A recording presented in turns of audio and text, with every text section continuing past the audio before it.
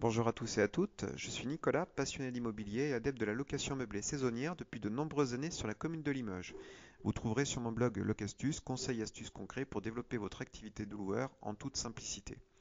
Aujourd'hui, je souhaite revenir avec vous sur les modalités d'enregistrement, que vous soyez en réservation instantanée ou réservation sur demande, qui sont soumises donc à une approbation de votre part pour être validées.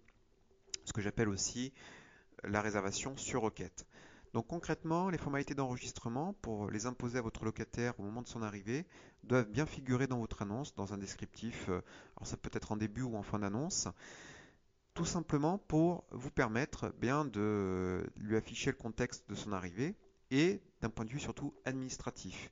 Si ces formalités ne sont pas annoncées, notamment je pense dans un pavé règles de vie, règlement intérieur ou autres règlements, donc sur Airbnb ou sur Airbritel notamment, ou également sur Booking, parce que après tout, vous n'êtes pas une activité hôtelière, mais vous êtes bien sur une activité para-hôtelière.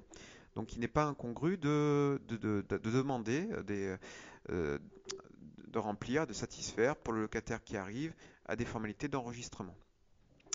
Quelles sont ces formalités d'enregistrement? Bon, ben, j'en ai déjà parlé dans un précédent podcast.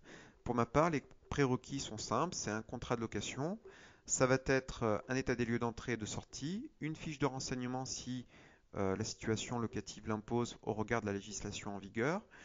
C'est entre autres la fiche de police pour des clients qui ne seraient pas issus de l'Union européenne, mais qui résideraient en dehors de l'Union européenne.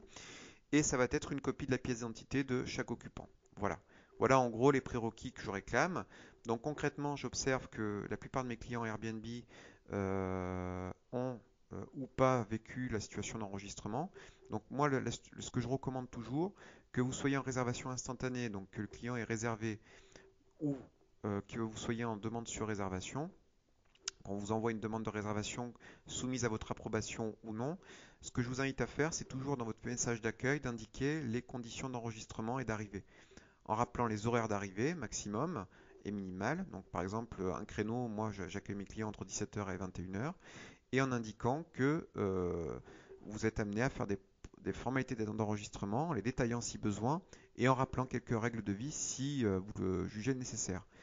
Pourquoi l'afficher? Bah, tout simplement parce que souvent beaucoup de clients, quand ils arrivent, n'ont pas lu toute l'annonce de façon complète et entière, n'ont pas lu l'inventaire que vous avez pu afficher, le descriptif complet, les règles de vie et les conditions d'enregistrement. Si vous ne l'affichez pas, de toute façon, le locataire pourra très bien refuser de ne pas s'y soumettre. Et si vous ne l'affichez pas préalablement à la réservation, non content de ne pas s'y soumettre, il pourra quand même être hébergé chez vous. En revanche, si c'est affiché d'une manière ou d'une autre sur votre annonce, ça fait partie de vos conditions générales de location, en quelque part. La vente est considérée comme pure et parfaite, si j'ose dire, d'un point de vue juridique, une fois que le locataire et le bailleur se sont mis d'accord sur la chose et le prix, ainsi que sur les conditions de mise en œuvre de cette location. Donc c'est pour ça que vous pouvez très bien avoir comme prérequis d'afficher ces conditions d'enregistrement, que le locataire les ait validées. Rien ne vous empêche, comme je vous l'indiquais à l'instant, de valider le fait de rappeler qu'il va y avoir des conditions d'enregistrement spécifiques administratives au moment de son arrivée. Et si le locataire refuse tout simplement de s'y soumettre, eh ben, vous pouvez lui refuser l'accès dans les lieux. En tout cas, bon, clairement, moi, ça m'est jamais arrivé. Par contre, j'ai fait valider par Airbnb et par certains agents Airbnb que si je n'avais pas affiché ces conditions d'enregistrement, effectivement, le locataire pouvait très bien ne pas s'y soumettre. La plupart du temps, le bon sens l'emporte. Concrètement, comment ça se passe? Moi, je ne suis pas en réservation instantanée. Donc, systématiquement, quand même je le saurai, je ferai quand même un message de rappel dans mon message d'accueil qui est automatique, qui rappelle à tous les locataires, quels qu'ils soient et d'où qu'ils viennent, eh bien, les conditions d'arrivée et les conditions d'enregistrement administratif que tout locataire qui va séjourner chez nous va devoir remplir. Pour les demandes sur réservation, c'est systématiquement rappelé, c'est-à-dire que je valide bien avec mon locataire qu'il sera soumis donc à telle et telle formalité administrative de bon sens. Et d'ailleurs, ce sont des documents qu'il va conserver par ailleurs pour lui et que je vais en prendre en copie juste pour des conditions assurantielles et juridiques et tout simplement pour que tout se passe bien et pour garantir la sécurité juridique de l'opération. et pour indiquer la provenance des fonds si je dois justifier des revenus locatifs à tel ou tel organisme, notamment je pense aux impôts. Donc voilà, c'est une situation de bon sens. Moi, je vous invite à le faire. Le retour de mes clients, notamment sur Airbnb, Booking ou autre, c'est que 99% des propriétaires ou des autres qui sont dans l'activité para-hôtelière, à de très rares exceptions, ne font pas des conditions d'enregistrement ou du moins ne le formalisent pas comme ça. Si en plus vous êtes en mode distancié pour l'accueil de vos locataires, alors je pense notamment à l'accueil 24/24 ou par l'accueil d'une société de conciergerie. Alors, les sociétés de conciergerie font des fois des contrats de location et des états des lieux, malgré tout. Donc, renseignez-vous bien aussi sur le prestataire avec lequel vous êtes amené à déléguer et faire gérer votre business.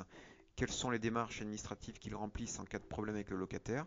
Parce qu'il faut bien comprendre que le jour où le locataire partira, si tout s'est bien passé, il n'y aura pas de problème. Par contre, notamment je pense que ce sera le cas d'un prochain podcast avec Airbnb pour les résolutions de problèmes, on pourra être amené à vous demander tout un tas de documents justifiant de l'état de votre appartement ou du gîte sur lequel le logement a été mis en location sur Airbnb pour abonder dans votre sens s'il y a eu des détériorations de la casse ou du vol avec le locataire. Donc bref, en tout cas retenez juste une chose, c'est que pour faire les choses très simplement, communiquez avec votre locataire, quel que soit votre mode de réservation.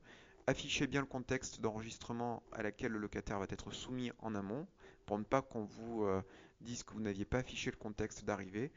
Et cela sera autant de, je dirais, de sérénité lors de l'accueil du client, et ça montrera votre capacité professionnelle à exercer votre business en toute sérénité. Voilà, donc j'espère que ce podcast et cette vidéo vous auront permis d'y voir plus clair. N'hésitez pas, si vous l'avez appréciée, à la partager avec vos amis pour la faire vivre, à la liker. N'hésitez pas à vous abonner sur ma chaîne YouTube Locastus et sur mon blog locastus.com pour être mis au courant des prochaines publications. En tout cas, je vous remercie de votre attention et puis je vous souhaite à tous et à toutes une très bonne fin de journée.